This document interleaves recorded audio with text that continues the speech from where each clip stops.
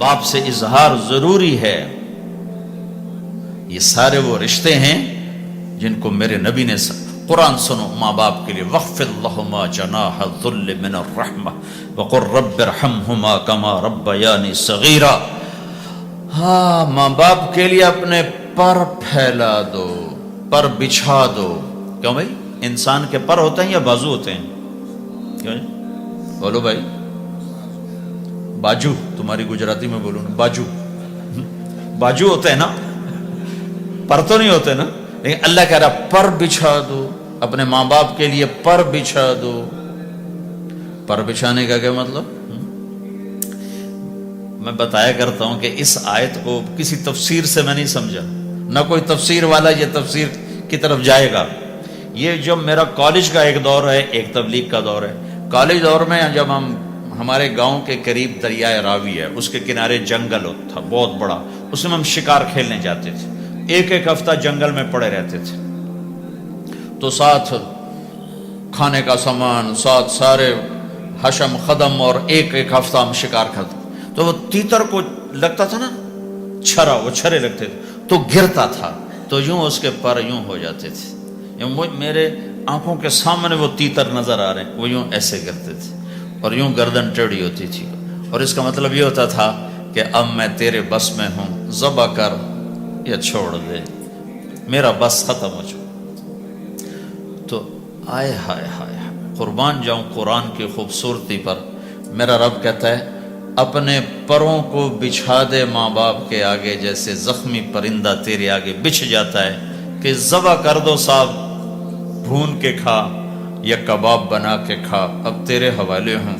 ایسے ہی ماں باپ کے آگے یوں ہو جا. کیا خوبصورت تعبیر کی ہے. لا تقل لہما اف، اون بھی نہ کر. آپ نے فرمایا کاش میرے والدین ہوتے. تمنا کی. 2 مہینے کے تھے ماں کے پیٹ میں تو باپ کا انتقال ہو گیا، یا اور نہیں تو میری ماں تو ہوتی، میری ماں تو ہوتی. اور میں عشاء کی نماز کے مصلی پہ کھڑا ہوتا اور میں سورۃ فاتحہ شروع کر چکا ہوتا، اور ادھر سے میری ماں کہتی محمد، تو میں ماں کے لیے نماز توڑ دیتا. میں کہتا لبیک یا اماں. حج کا سفر ہے، 63 سال عمر ہے، ماں کو فوت ہوئے 57 سال گزر چکے ہیں. آپ حاجیوں کے ساتھ ابوا سے گزرتے ہیں، 10 میل آگے بستی ہے، پہلے قبر آ جاتی ہے. آپ نے احرام باندھا ہوا ہے، سر ننگا ہے، اپریل کا مہینہ ہے، ماں کی قبر سے گزرے. 57 سال میں آدمی کیا کچھ نہیں بھول جاتا. لیکن میرے نبی کے دل کا زخم اسی طرح بھرا نہیں ہے، اسی طرح تازہ ہے. آپ اونٹنی سے اتر گئے اور ماں کی قبر کے سرانے آ کے یوں بیٹھے، گھٹنے اٹھائے اور ہاتھ یہاں رکھے اور سر دیا گھٹنوں میں ایسے، اور یوں سر نیچے کر کے جو روئے ہیں جیسے چھوٹے بچے روتے ہیں. آپ نے دیکھا چھوٹے بچے گھروں میں ایسے روتے ہیں، ایسے. ہم بھی بہت روئے اس طرح منہ گھٹنوں میں دے کر. تو میرے نبی گھٹنوں میں منہ دے کر جوں روئے، جوں روئے، جوں روئے، کئی گھنٹے روتے رہے.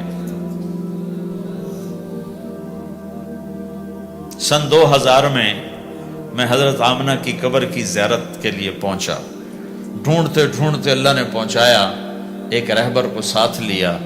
وہ پہاڑوں کے اندر وہ قبر ہے، تو وہ اندر ہمیں لے گیا. راستہ کوئی نہیں تھا، جس کو پتہ ہو وہ پہنچا سکتا ہے، ویسے کوئی نہیں جا سکتا. ہو کالے پہاڑ، چھوٹے چھوٹے کانٹے دار جھاڑیاں. ایک پہاڑی ہوگی اتنی اونچی جتنی آپ کی چھت ہے، اس کے اوپر باقی پہاڑ تو ایسے تھے، نوک نکلی ہوئی.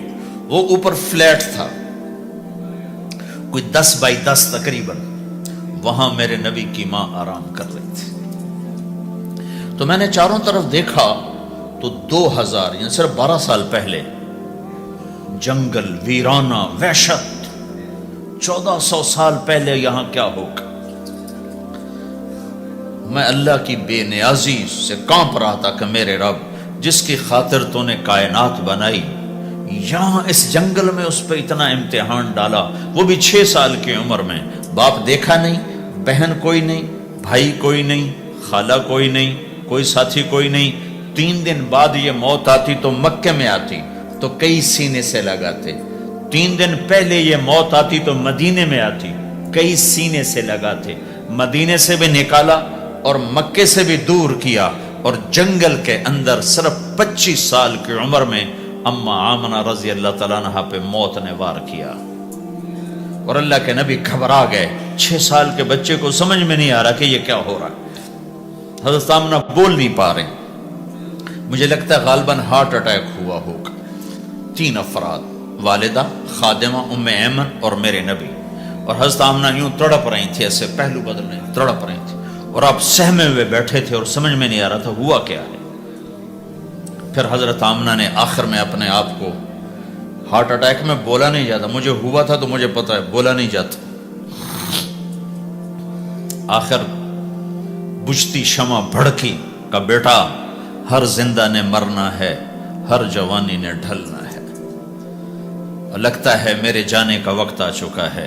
ولد تو طہرن، تو ایسا پاک ہے کہ تیرے ذریعے سے سارا عالم پاک ہوگا۔ اور شمع بجھی، اور چھوٹا سا معصوم بچہ ماں کے سینے پر سر رکھ کے جو رویا ہے، کاش تم اس جگہ پہ ہوتے، اس خوبصورت ملک میں، تم ابوا کو کیسے جانو، اور میں تمہیں کیسے بتاؤں۔ میں ہزاروں دفعہ یہ قصہ سنا چکا ہوں، مجھے ہر دفعہ رونا آتا ہے کہ میں وہاں اپنے آپ کو محسوس کرتا ہوں کہ ہائے، یہاں اس جگہ اتنا بڑا امتحان، اور صرف 6 برس کا، کون وہاں قبر بنانے آیا؟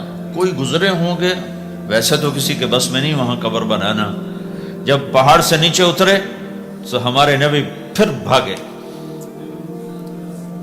جب ام ایمن اوپر پہنچی ہیں تو کیا منظر تھا کہ ابوا کے پہاڑ بھی روئے اور زمین آسمان بھی روئے، اور ہر پتھر رویا کہ 6 سال کا معصوم بچہ 2 جہان کا سردار ہے، جنت کا چابی بردار ہے، اللہ کا جھنڈا ان کے ہاتھ میں ہوگا، شفاعت ان کی کہ طفیل حساب ہوگا، ان کی شفاعت کے ساتھ پل پار ہوگا، ان کے صدقے جنت کا دروازہ کھلے گا، ان کے صدقے جنت میں داخلہ ہوگا، ان کے صدقے گناہوں کی معافی ہوگی۔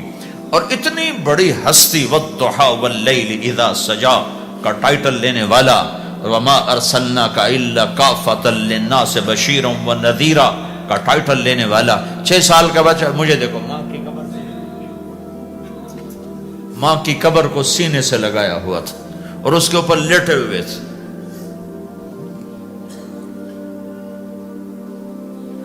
جب حضرت ام ایمن پہنچی ہیں تو اللہ کے نبی کیا کہہ رہے تھے؟ اے میری ماں، تمہیں تو پتا ہے نا تیرے سوا میرا کوئی نہیں تھا، تو مجھے چھوڑ کے کہاں چلی گئی، تیرے بغیر کہاں جاؤں گا، میرا کون ہے اب تیرے سوا۔ ام ایمن نے اٹھایا کہ مجھے چھوڑ دو، میں کہیں نہیں جاؤں گا، میں اپنی ماں کے سوا کہیں نہیں جاؤں گا۔ کھینچ کے اٹھایا، نیچے لائیں، اونٹنی پہ بٹھایا، 3 راتیں مسلسل روتے روتے یہ سفر ہوا۔ ہائے ہائے، کوئی آنسوں کو، آگے کوئی خالہ نہیں بیٹھی، باپ بھی نہیں بیٹھا ہوا، بھائی بھی کوئی نہیں، بہن بھی کوئی نہیں ہے، کوئی نہیں جس کے گود میں سر رکھ کے اب یہ بچہ سوئے گا۔ تنہائیوں کے ساتھ اب بسیرا ہے۔ تو میرے نبی کا کھانا پینا چھوٹ گیا، کچھ نہیں کھاتے تھے سارا دن، زمزم کے پانی کے چند گھونٹ پیتے تھے اور تنہا بیٹھے رہتے تھے۔ تو اس پر آپ نے یہ کہا، کاش میری ماں ہوتی تو میں ایسی خدمت کرتا کہ اس کے پیچھے نماز بھی توڑ دیتا۔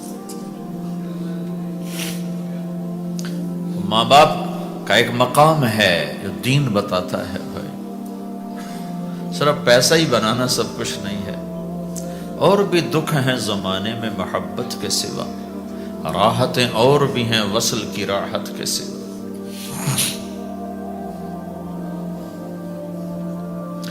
ماں باپ کا مقام ہے، ان کو مقام دو، لیکن ماں کی وجہ سے بیوی پہ ظلم نہ کرو، بیوی کے عشق میں ماں پہ زیادتی نہ کرو۔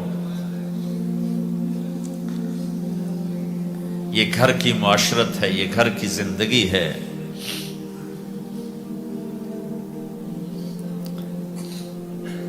حضرت نعمان بن حارثہ بن نعمان، دو صحابہ کے بارے میں آتا ہے کہ جیسی انہوں نے ماں کی خدمت کی اور کسی نے نہیں کی، ایک حضرت عثمان، ایک حارثہ بن نعمان۔ حارثہ بن نعمان کے بارے میں تو آپ نے کہا میں جنت میں گیا تو میں نے قرآن کی تلاوت سنی، تو میں نے کہا یہ کون تلاوت کر رہا ہے؟ کہا جی حارثہ۔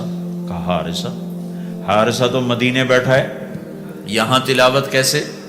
تمہیں سنانے کے لیے کتنا بڑا سپیکر لگا ہوا ہے، اس ساتویں آسمان پر جنت ہے۔ تو کہا فرشتوں نے کہ جی ماں کی ایسی خدمت کی ہے، جب قرآن پڑھتے ہیں اللہ ساری جنت کو سناتا ہے۔